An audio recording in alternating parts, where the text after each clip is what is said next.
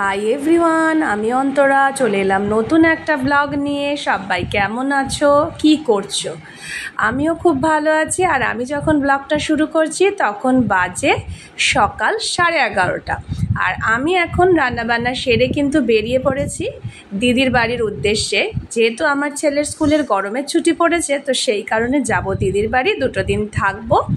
তো চলো কি করি না করি সমস্তটাই শেয়ার করব, আর কিভাবে আমরা যাচ্ছি সেটাও শেয়ার করব। তো পুরো ভিডিওটা দেখতে থাকো, কোথাও কোনো স্কিপ করো না। আর ভিডিওটি যদি ভালো লাগে লাইক কমেন্ট শেয়ার করতে একেবারেই ভুলে যেও না।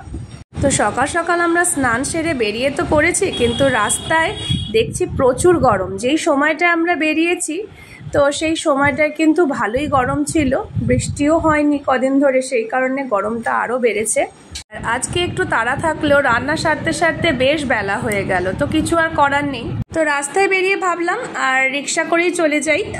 দিদির বাড়িটা যেখানে, সেখানে রিক্সা করে যাওয়া যায়, টানা রিক্সায় যাওয়া যায়। তো সেই কারণে আমি ভাবলাম যে একটা রিক্সায় চলে যাই এতটা গরমে, আর বাসে যাব না। তো যেমন ভাবা তেমনই কাজ, রিক্সায় উঠে পড়েছি আমরা। আর এবার চলে যাব দিদির বাড়ির দিকে।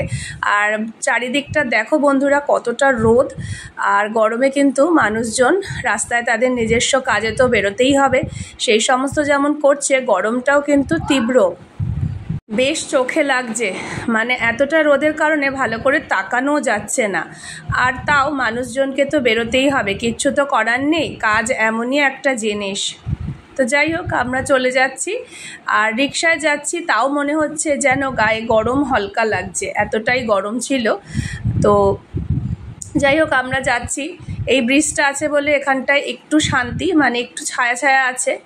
বাকি জায়গাগুলো দেখো একেবারে যেন গরমে জ্বলছে পুরো।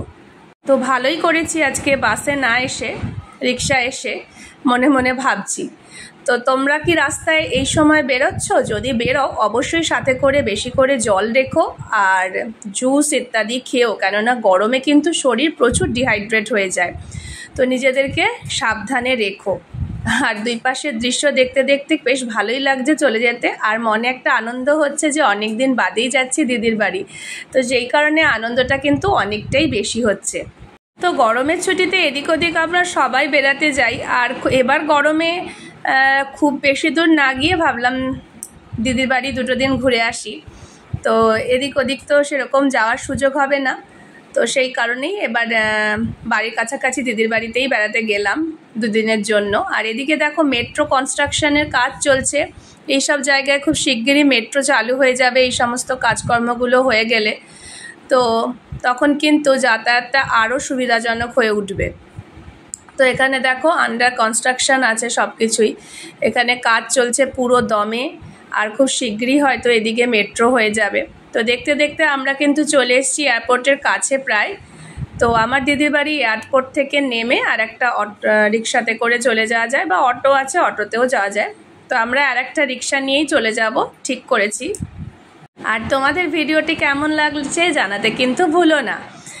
আর আমরা এখন গিয়ে কিন্তু বেশ গল্প মজা হাসি ঠাট্টা এই সমস্ত নিয়েই কাটবে আমাদের, কেননা অনেক দিন বাদেই এক হচ্ছি। তো আমার দিদি সেরকম একটা আসতে পারে না, তো যাই হোক আমিও মাঝে মাঝে ওর বাড়িতে চলে যাই। আর এই দেখো দিদির বাড়ির নেমে কিন্তু আর একটা রিক্সায় আমরা উঠে পড়েছি। উঠে পড়ে দিদির বাড়ির দিকেই যাচ্ছি, পথেই আছি আর কি। আর দুই পাশের দৃশ্য দেখো, এখানটায় বাজার বসে, তো বাজার এই বেলার দিকে কিন্তু উঠে গেছে, কেননা অনেকটাই বেলা হয়ে গেছে আস্তে আস্তে। আর এই বাজারগুলো না খুব সকালে বসে, এই জন্য অনেকটা তাড়াতাড়ি উঠে যায়। তো আমরা বেরিয়েছি বাড়ি থেকে প্রায় 11:30, আমরা প্রায় 12:10-15 মধ্যে কিন্তু পৌঁছে গেছি দিদির বাড়িতে। দেখো চলে এসেছি। আর আমার ছেলে এখানে দোলনা পেয়ে কতটা খুশি হয়েছে, দেখো দোলনায় দুলতে শুরু করে দিয়েছে। আর আমার দিদির বাড়ির চারিপাশের পরিবেশটা দেখো কতটা সুন্দর লাগছে, তাই না? সবুজে সবুজ গাছপালাও আছে, আবার বাড়িঘরও আছে। তো আজকের ভিডিওটা তোমাদের কেমন লাগলো জানিও, আর দেখা হবে নেক্সট ভিডিওতে। আজকের মতো এই পর্যন্ত, টাটা।